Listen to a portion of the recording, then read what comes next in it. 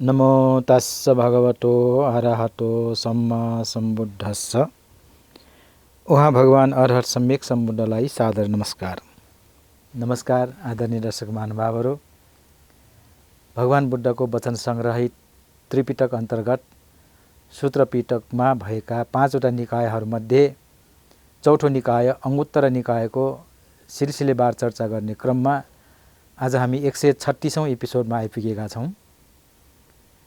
गएको एपिसोडमा हामीले यो अङ्गुत्तर निकायमा भएका 11वटा निपातहरूमध्ये दोस्रो निपात जसलाई दुःख निपात भनिन्छ र त्यसमा पनि विभिन्न पन्नासकमा विभाजन गरिएको मध्ये दोस्रो पन्नासक, त्यसमा पनि विभिन्न वर्गहरूमध्ये तृतीय वर्ग जसलाई सनिमित्त व गो अथवा सनिमित्त वर्ग भनिएको छ, त्यसको बारेमा चर्चा गरेका थियौँ। र यो वर्गमा 10वटा सूत्रहरूमध्ये गएको एपिसोडमा हामीले 2टा सूत्रहरूको चर्चा गऱ्यौँ र ती सूत्रहरूमा भगवान बुद्धले भन्नुभएको कुराहरू के त भन्दाखेरि यो सनिमित्त भनेको निमित्त सहितको र निमित्त भनेको कारण र यो कारणहरू भएकोले पापी र अकुशल दुई प्रकारका धर्महरू उत्पन्न हुन्छन्। निमित्त नभइकन ती उत्पन्न हुन्नन् र उक्त निमित्तहरूलाई नाश गर्नाले ती पापी र अकुशल धर्महरू उत्पन्न हुन्नन् भन्ने कुराको बारेमा चर्चा गऱ्यौँ। त्यस्तै गरेर निदान अथवा मूल कारणहरू भएर पनि यी पापी र अकुशल धर्महरू उत्पन्न हुन्छन् भन्ने कुराको बारेमा गएको एपिसोडमा चर्चा गऱ्यौँ भने अब त्यसपछि तेस्रो सूत्रमा बुद्धले भन्नुहुन्छ, भिक्षुहरू हो, हेतुहरू भएकोले पापी र अकुशल दुई प्रकारका धर्महरू उत्पन्न हुन्छन्। हेतुहरू नभइकन ती उत्पन्न हुन्नन् र उक्त हेतुहरूलाई नाश गर्नाले पापी र अकुशल धर्महरू उत्पन्न हुन्नन् भनेर यो तेस्रो सूत्रमा भन्नुभएको पाइन्छ। आदरणीय दर्शक महानुभावहरू, हेतु शब्दको अर्थ कारण नै हो। यहाँ हेतुलाई अथवा यो कारणलाई निमित्त पनि भनियो, निदान मूल कारण पनि भनियो, हेतु पनि भनियो र यो कारणको पर्यायवाची शब्दहरूको प्रयोग बुद्धले ठाउँ ठाउँमा विभिन्न अवसरमा बेग्ला बेग्लै गर्नुभएको हामी पाउँछौँ।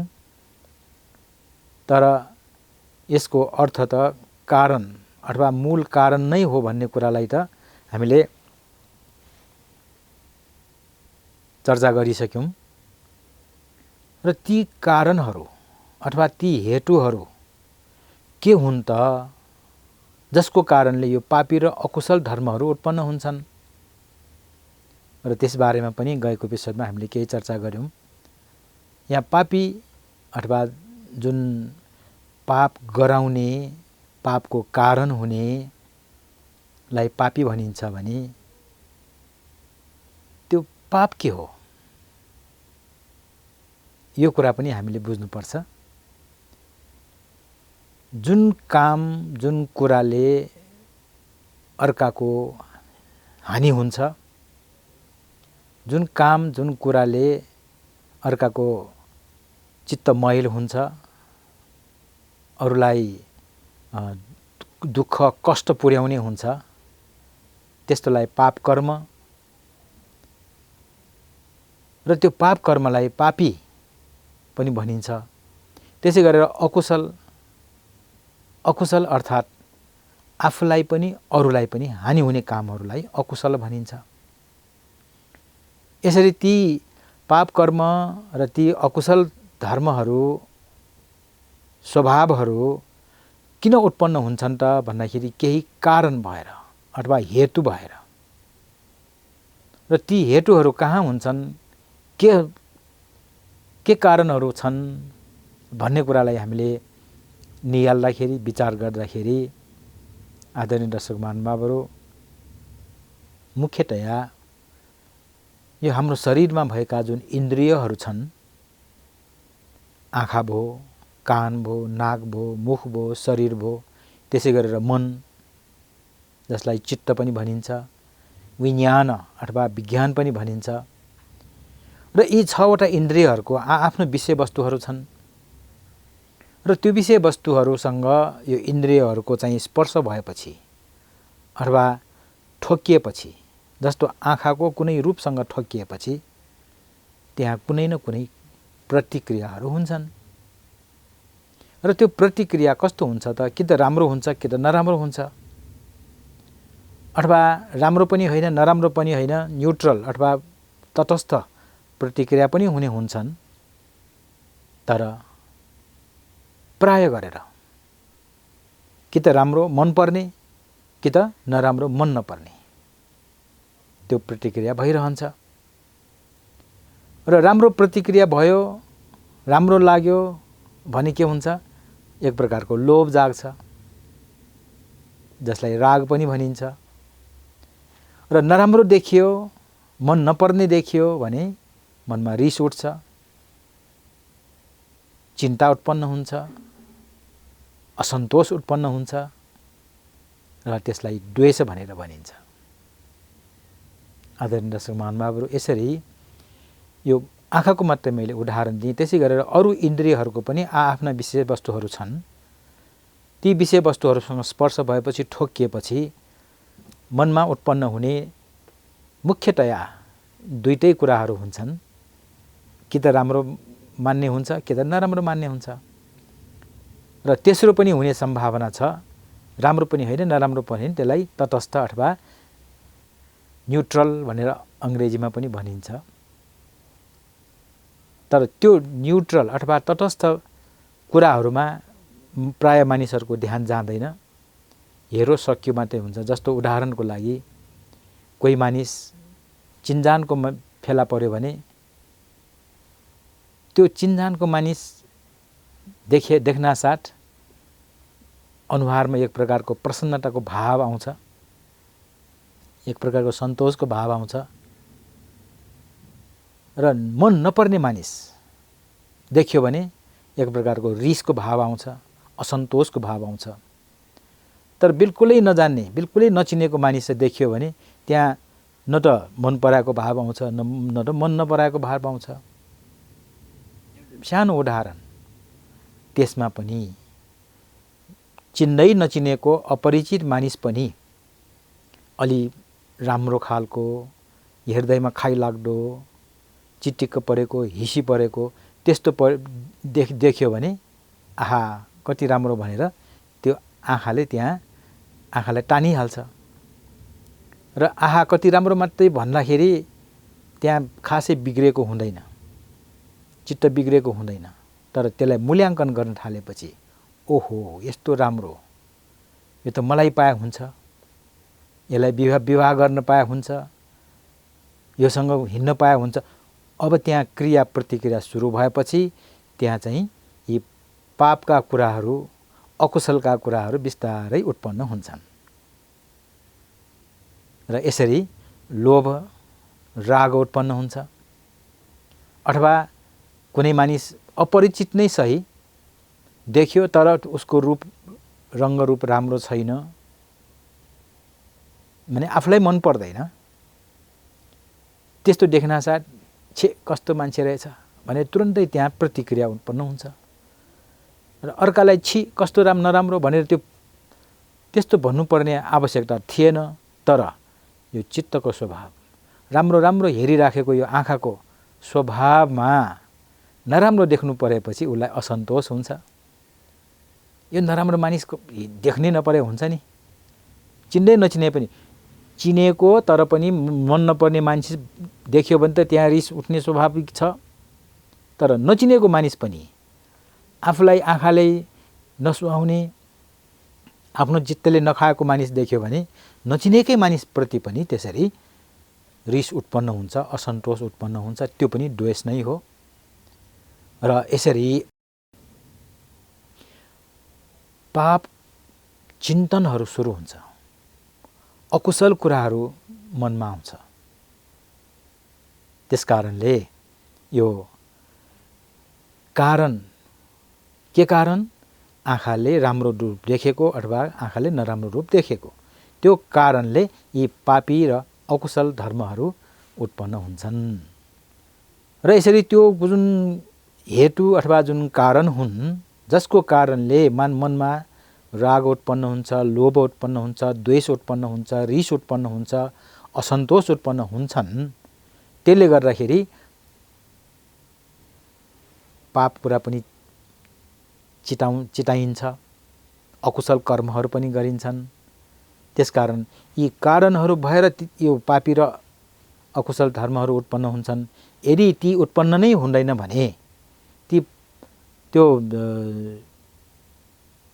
असन्तोष, राग, लोभ, द्वेषहरू उत्पन्न नै हुँदैनन् भने त त्यो पाप र अकुशल धर्महरू पनि उत्पन्न हुन्नन्। एकदम सरल कुराहरू। यसरी चौथो सूत्रमा बुद्धले भन्नुहुन्छ, अब यहाँ कारणहरूलाई छोडेर अब संस्कारको विषयमा कुराहरू। आदरणीय दर्शक महानुभाव, संस्कार भन्दाखेरि अहिले पनि संस्कारको अर्थलाई चाहिँ कामसँग मिलाएर बुझिन्छ। यो संस्कार भनेको विभिन्न प्रकारको, फेरि यो रीतिथिति परम्परामा पनि संस्कार भन्ने शब्दहरू प्रयोग हुन्छन्। जस्तो जन्म संस्कार, मृत्यु संस्कार, अन्नप्राशन संस्कार आदि इत्यादिलाई पनि संस्कार भनिन्छ। तर यहाँ भन्न खोजेको, बुद्धले आजभन्दा 2600 वर्ष अगाडि यो संखार पाली शब्दमा भनिन्छ भने संस्कृतमा यसलाई संस्कार भनेर बुझिन्छ। यहाँ संस्कार आदि संस्कारहरू भएकोले पापी र अकुशल दुई प्रकारका धर्महरू उत्पन्न हुन्छन् भनेर यहाँ भन्नुभएको छ। अब यो संस्कार भनेको यो शरीरले गर्ने काम जसलाई काय संस्कार भनिन्छ, वचनले गर्ने काम जसलाई वची संस्कार भनिन्छ, र मनले गर्ने काम मनोसंस्कार अथवा मनसंस्कार। यी संस्कारहरू भएकोले नै पापी र अकुशल धर्महरू उत्पन्न हुन्छन्। संस्कारहरू नभइकन उत्पन्न हुन्नन् र उक्त संस्कारहरूलाई नाश गर्नाले ती पापी र अकुशल धर्महरू उत्पन्न हुन्नन् भनेर यो चौथो सूत्रमा भन्नुभएको पाइन्छ। आदरणीय दर्शक महानुभावहरू, अब यो संस्कार मैले अघि यहाँहरूलाई निवेदन गरेँ। 3 प्रकारका संस्कारहरू, काय संस्कार, वची संस्कार र मनोसंस्कार। र शरीरले 3 प्रकारका असल काम पनि 3 प्रकारकै गर्छन्, खराब काम पनि 3 प्रकारकै गर्छन्। र असल काम गरेर त्यसबाट पापी अथवा अकुशल धर्म त उत्पन्न हुन्नन्, किन त्यो असलले कुशल मात्रै गर्छ र पुण्यका कामहरू मात्रै गर्छन्। अब यहाँ भन्न खोजेको चाहिँ अकुशल कर्महरू, नराम्रा खराब कामहरू। अब शरीरले गर्ने काम खराब काम के हुन् त भन्दाखेरि हत्या, हिंसा, चोरी, डकैती र अर्को व्यभिचार कर्म। यी 3 प्रकारका नराम्रा कामलाई काय दुश्चरित्र अथवा अकुशल कर्म अथवा पाप कर्म भनिन्छ। र यो काय संस्कार यसरी दूषित भएपछि त्यहाँ पापी र अकुशल धर्महरू उत्पन्न हुन्छन्। किन भन्दाखेरि अर्कालाई हत्या हिंसा गर्नु भनेको कुनै हालतमा पनि राम्रो मान्न सकिँदैन, त्यसलाई पुण्य कर्म भन्ने नै भनिँदैन।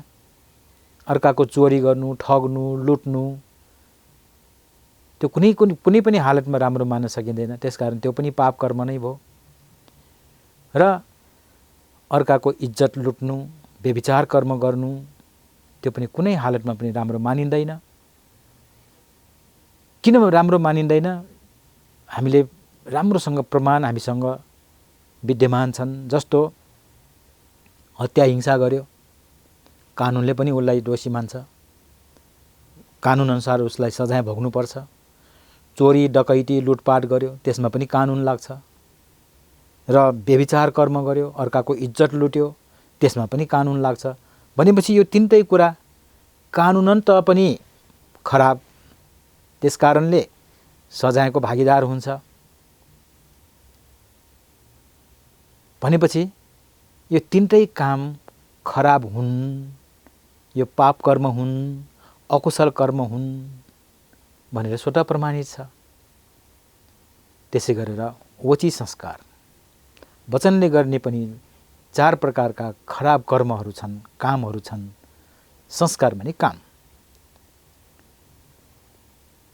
र वचनबाट गरिने 4 प्रकारका कामहरू, खराब कामहरू, नराम्रा कामहरू, झुट कुरा बोल्ने, चुगली कुरा गरेर अरू मिलेकाहरूलाई फटाउने, कडा वचन बोलेर अर्काको चित्त दुख्ने गरिकन, मन नै छिया छिया हुने गरिकन त्यस्तो किसिमको बोली प्रयोग गर्ने र अर्को चारौं भनेको नचाहिने निरर्थक बकवासका कुराहरू गर्ने। यो 4 प्रकारको वचन कर्मलाई वची दुसंस्कार अथवा वचनले गर्ने खराब कर्म भनेर हामी बुझ्न सक्छौं। र ती 4 प्रकारका वची संस्कारले पनि पाप हुने कर्महरू गर्छन्, कामहरू गर्छन् जुन अकुशल हुन्छन्। जुन कर्मले, जुन कामले, जुन संस्कारले आफूलाई पनि फाइदा गर्दैन, अरूलाई पनि हानि गर्छ। त्यसकारण यी पापी पनि भए, अकुशल पनि भए। र त्यसै गरेर मनबाट गरिने 3 प्रकारका दुष्कर्महरू छन्, अकुशल संस्कारहरू छन्। एउटा अर्काको सम्पत्तिप्रति कडा खालको लोभ उत्पन्न हुने, अर्को अर्कालाई दुःख दिने, बदला लिने, शास्ति गर्ने त्यस्तो किसिमको सोच, र अर्को मिथ्या दृष्टि, गलत किसिमको धारणा। यो 3 प्रकारको मनबाट गरिने गलत संस्कारहरू हुन् र जसको कारणले त्यहाँ पाप कर्म पनि हुन्छ र त्यसलाई अकुशल कर्म पनि भनिन्छ।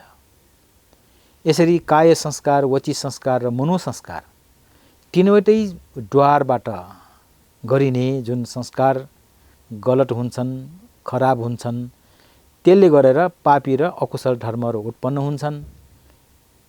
त्यो उत्पन्न त्यो संस्कारहरू उत्पन्न भएकैले त्यो चाहिँ पापी र अकुशल धर्महरू उत्पन्न भएका हुन्। यदि त्यो संस्कारहरूलाई नाश गर्यो भने त्यो अकुशल कर्महरूलाई, काय दुष्कर्म, वची दुष्कर्म, मनोदुष्कर्मलाई चाहिँ हटायो, नाश गर्यो, त्यसलाई गरेन भने त त्यहाँ अकुशल र पापी धर्म उत्पन्न हुने त सम्भवै छैन। तसर्थ यसरी भगवान बुद्धले विभिन्न समयमा विभिन्न व्यक्तिहरूलाई विभिन्न प्रसङ्गमा यो शिक्षा दिने, उपदेश दिने क्रममा विभिन्न शब्दहरू प्रयोग गर्नुहुन्छ। त्यसकारण कारणको पनि अघि मैले यहाँलाई निवेदन गरेँ। अहिले संस्कारको कुरा आयो र 5औं सूत्रमा पनि फेरि प्रत्यय भनेर शब्द माने प्रयोग गर्नुभएको छ र प्रत्यय भनेको पनि कारण नै हुन्। त्यसलाई हेतु पनि भनिन्छ, निदान पनि भनिन्छ, प्रत्यय पनि भनिन्छ। तर ठाउँ हेरेर, व्यक्ति हेरेर बुद्धले यसरी पर्यायवाची शब्दहरू प्रयोग गर्नुभएको हामीले यो त्रिपिटक साहित्यमा पाउँछौँ। र 5औं सूत्रमा पनि यही कारणहरू भएकोले नै यो पापी र अकुशल धर्महरू उत्पन्न हुन्छन्, प्रत्ययहरू नभइकन उत्पन्न हुनन् र उक्त प्रत्ययहरूलाई नाश गर्नाले पापी र अकुशल धर्महरू उत्पन्न हुन्नन् भन्ने कुरालाई बताउनु भएको छ। अब त्यो अगाडिसँग मिलेजुलेका कुराहरू, मिल्दोजुल्दो कुराहरू भएको कारणले म यहाँहरूसँग धेरै समय यसमा लिन चाहन्न। अर्को सूत्र अब अलि फरक खालको कुरा उहाँले बताउनु भयो। के भन्नुभयो त भनेदेखि रूप भएकोले, आदरणीय दर्शक महानुभाव, यो रूप भएकोले पापी र अकुशल धर्महरू उत्पन्न हुन्छन्, रूप नभइकन उत्पन्न हुन्नन्। उक्त रूपलाई नाश गर्नाले पापी र अकुशल धर्महरू उत्पन्न हुन्नन् भनेर यो 6औं सूत्रमा भन्नुभएको पाइन्छ।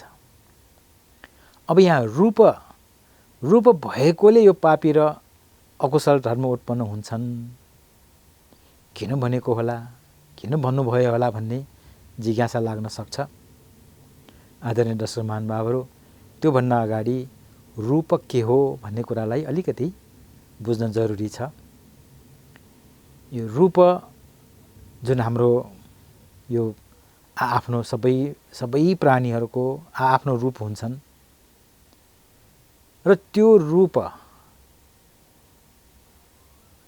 यो सापेक्ष रूपमा कसैलाई राम्रो लाग्ला, कसैलाई नराम्रो लाग्ला। धेरै राम्रो भनेको रूप पनि त्योभन्दा राम्रो रूपको अगाडि नराम्रो लाग्ला, नराम्रो रूप पनि त्योभन्दा अलिकति राम्रोसँग चाहिँ तुलना गर्दाखेरि राम्रो लाग्ला, नराम्रो लाग्ला। यसरी सापेक्ष रूपमा राम्रा नराम्रा रूपहरू मूल्याङ्कनको रूपमा चाहिँ आउँछन्। कुनै पनि रूप उत्पन्न हुनासाथै राम्रो नराम्रो भन्ने सायदै हुँदैन, तर त्यो राम्रो नराम्रो छुट्याउने के त भन्दाखेरि मूल्याङ्कन। त्यसलाई यो पाली शब्दमा संज्ञा अथवा संज्ञा भनिन्छ, जसले कि पहिचान गर्छ, चिन्ने काम गर्छ र त्यसैलाई सम्झिने काम पनि त्यसले चाहिँ गर्छ। अब यो रूप, कुनै रूप देखियो, मैले सुरुमा पनि एउटा उदाहरण दिएको थिएँ, आँखाले रूप देख्छ। अब त्यो रूप नै नभएको भए आँखाले देख्ने त कुरै छैन। एकचोटि यसो विचार गर्नुहोस्, यदि कुनै प्रकारको पनि रूप छैन भने आँखाको त्योसँग सम्पर्क आउँदैन, स्पर्शै हुँदैन र स्पर्शै नभएपछि त्यहाँ मूल्याङ्कन हुने चान्सै भएन, सम्भवै भएन। र यसरी मूल्याङ्कन गरेर राम्रो नराम्रो, मनपर्ने मन नपर्ने भन्ने त्यहाँ मूल्याङ्कनै नहुँदाखेरि त्यहाँ त्यो सम्बन्धमा आँखाले रूप देखेर लोभ उत्पन्न हुने पनि त्यहाँ हुँदैन, द्वेष उत्पन्न हुने पनि त्यहाँ हुँदैन। भनेपछि त्यो लोभ र त्यो द्वेष उत्पन्न हुनुको कारण के त भन्दाखेरि रूप। जुन रूप राम्रो अथवा नराम्रो, त्यो रूपको सम्पर्क कसमा आयो? आँखासँग आयो र आँखाको रूप विषयवस्तु भनेको रूप हो। फेरि तसर्थ आदरणीय दर्शक महानुभावहरू, यसरी रूप भएकोले नै यो पापी र अकुशल धर्महरू उत्पन्न भए। यदि त्यहाँ रूप नभएको भए अथवा आँखा नभएको भए त्यहाँ यो पापी र अकुशल धर्महरू उत्पन्न हुने सम्भवै छैन। हुन त आँखा पनि एक प्रकारको रूपै हो, तर त्यो आँखा रूप भए पनि त्यो आँखाभित्र देख्न सक्ने क्षमता भनेको यो आँखाको यो जुन नानीचा अथवा अङ्ग्रेजीमा कर्निया भन्छ, त्यसलाई पालीमा चक्षु प्रसाद अथवा चक्षु प्रसाद पनि भनिन्छ। त्यो एक प्रकारको लेन्स हो, त्यो पनि रूपै हो। त्यो रूपको भौतिक रूपसँग सम्पर्क भएपछि त्यो कुरा राम्रो नराम्रो, मनपर्ने मन नपर्ने भनेर मूल्याङ्कन हुन्छ र त्यही क्रममा पाप र अकुशल कर्महरूको सुरुवात हुन्छ। र यसरी रूप यदि नभएको भए, रूपलाई नाश गर्नाले, रूप छैन, रूपलाई हटाइदियो भनेदेखि त्यहाँ अकुशल र पापी अथवा पाप कर्महरू उत्पन्न हुन्नन् भन्ने कुरालाई यसरी 6औं सूत्रमा भन्नुभएको पाइन्छ। आदरणीय दर्शक महानुभावहरू, यो एपिसोडको समय सकिएको सङ्केत पाएको कारणले म अहिले बिदा हुन चाहन्छु। ध्यानपूर्वक हेरिदिनु भएकोमा यहाँहरूलाई धेरै धेरै धन्यवाद छ। भवतु सब मङ्गलम्।